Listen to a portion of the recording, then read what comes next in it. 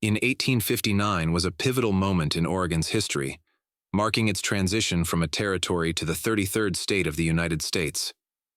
With its admission to the Union on February 14, 1859, Oregon symbolized the expansion of America's boundaries and the evolution of the Pacific Northwest into a settled and politically recognized region. However, this year was also steeped in contradictions, as progress in statehood came alongside challenges related to social, political, and cultural tensions. Oregon's journey to statehood can be traced back to the influx of settlers during the mid-19th century, thanks to the Oregon Trail.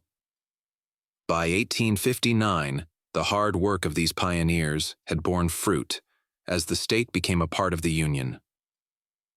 The Donation Land Claim Act of 1850 played a significant role in attracting settlers, promising land to those willing to cultivate it.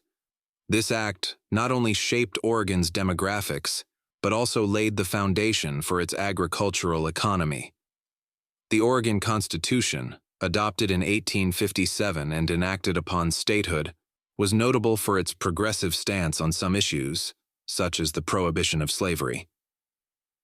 This positioned Oregon as a free state during the pre-Civil War era, when tensions between free and slave states were nearing their breaking point. However, this document also reflected the prejudices of the time, as it banned Black people from settling in Oregon, a controversial clause that underscored the complexities of the state's identity. By 1859, Oregon's economy was still largely based on agriculture, fishing, and timber. The fertile Willamette Valley, with its rich soils, became the breadbasket of the region, supporting both local communities and trade networks. Logging was also a major industry, thanks to the vast forests of the Pacific Northwest. These natural resources were critical to the state's growth and drew settlers who hoped to make their fortunes. Politically, Oregon's statehood came during a time of national turmoil. The United States was grappling with debates over slavery and the division between North and South. While Oregon's admission as a free state aligned it with the Union's anti-slavery stance, its exclusionary laws regarding African Americans illustrated the prejudices that persisted even in states that opposed slavery. This duality mirrored the broader contradictions of America during the 19th century. The transition to statehood also came at a significant cost to indigenous peoples.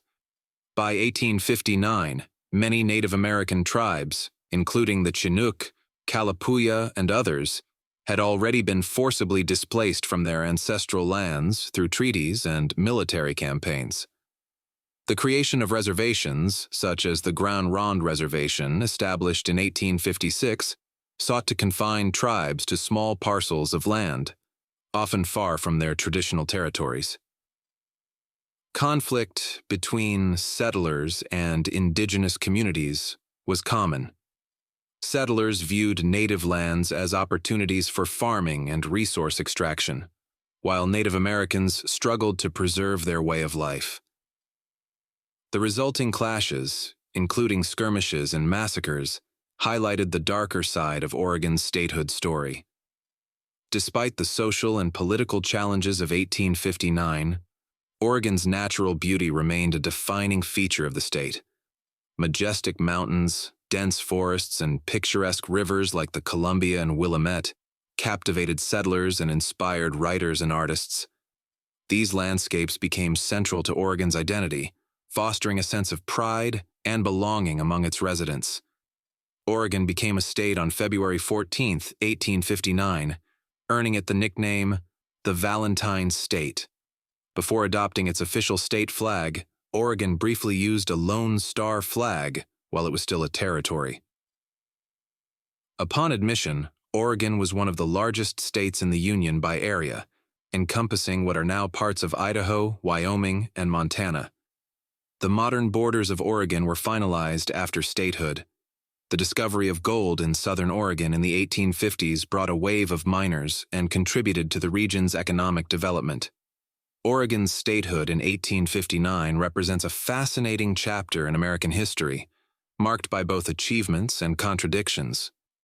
The year symbolized the fulfillment of manifest destiny, as settlers reached the westernmost edge of the continental United States.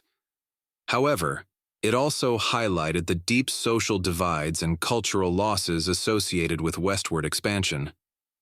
Today, Oregon remembers 1859 as a year that defined its place in the nation's story.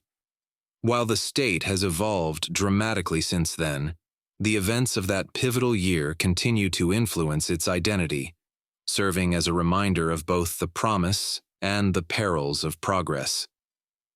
According to the NGC Price Guide, a seated Liberty quarter from 1859 in circulated condition is worth between $30 and $485. However, on the open market, 1859 quarters in pristine, uncirculated condition sell for as much as $20,000.